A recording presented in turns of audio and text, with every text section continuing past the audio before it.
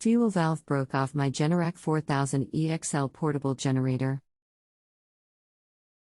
The piece that broke was the fitting attached to the fuel tank that the fuel valve screws onto.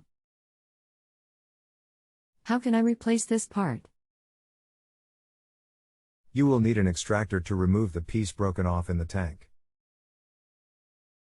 A hardware store should have a small inexpensive set in the drill bit section. Find a tight-fitting extractor, lightly hammer it into the broken piece, then grab the extractor with a vice grip, or the right size wrench, 1/4-3/8, and turn it counterclockwise. The extractor will grip the inside diameter, and force the threaded section to unscrew. It will likely be 1/8 inch pipe thread, but maybe 1/4 inch pipe. The same hardware store should have what you need to replumb the tank for a watertight fit valve. Let me know how you make out.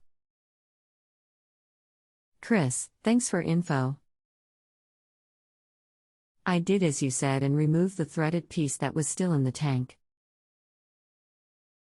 I was glad to see that it was not actually part of the tank such that I would be forced to buy new fuel tank.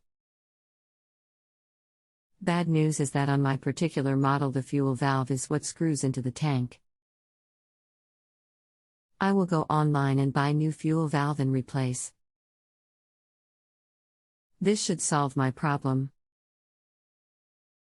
If you have a home improvement or appliance question and want to chat with an expert now, visit justanswer.com/ythi.